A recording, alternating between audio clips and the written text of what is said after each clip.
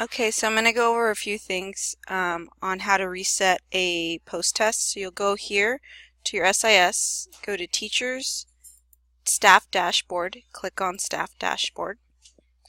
It'll load. You'll click on Edmentum.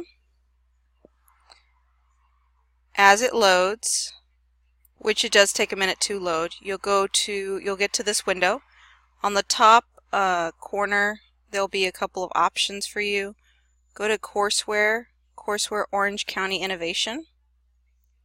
This should load to the screen where it says active sections. There's a magnifying glass. Click on that, and I just type in SBAC and it pops up the math. So I'll click on Anaheim SBAC enrichment. It's in blue, and it'll load here. You have access to all students right here. Let's say if you have to reset a password, or I'm sorry, a post test, set a post test for this student, I'd click on the student in question and then scroll. I don't care about that right now. And then scroll to where it says the post test. As you can see here, the student did not pass. There's 3 dots right next to that post test. You'd click on that. There's a couple of options that are provided to you, whether you want to lock, hide, exempt, edit activity, or reset activity. For a student who's going to take the test again, you want to reset it. Just know that this will pop up. You're resetting a learner's activity. Resetting the activity will force the learner to restart it from the beginning, and it will restart their score and task progress. This cannot be undone. Are you sure? So make sure you've clicked the right student before you press yes, because if you don't, that could be bad. Also, that student will have to put in their corrected answers and then their already correct answers as well. Alright, but I don't really want to do that, so I'm going to say no. Let's say the student is curious to see what exactly they got incorrect. What you can do is press the View button next to a student's post test, and what it'll do is it'll pop up their answers, so those learner answers, and it'll let us know if it's correct or not. And you can kind of scroll through and see which ones are correct versus incorrect. And then you can kind of go over with the student what they got wrong on that one. As you can see with this student in particular, they got a passing score, 88%, great job. So that you can compliance the work, include the post-test paper copy as well as the worksheets they did in class.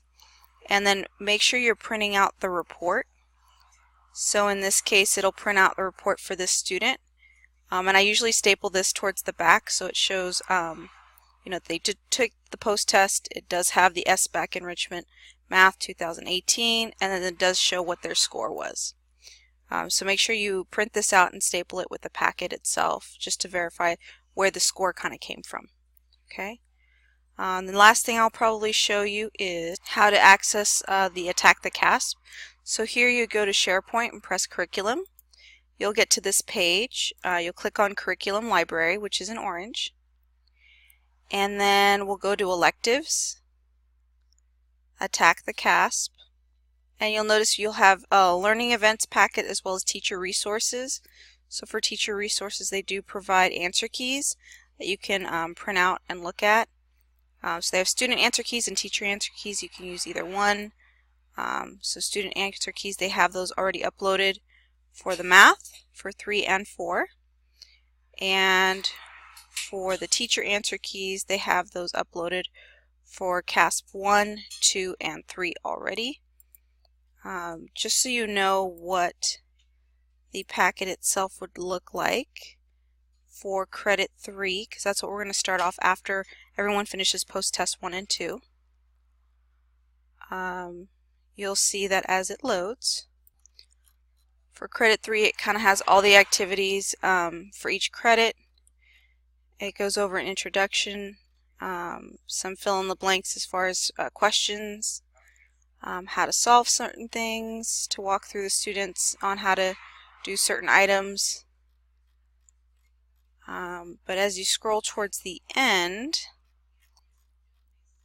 there is a rubric of how students are to be graded based on the completion and, of course, correction of each of the following pages.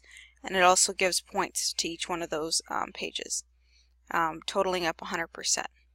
So feel free to use this, and feel free to use the answer keys in SharePoint. I hope this was helpful.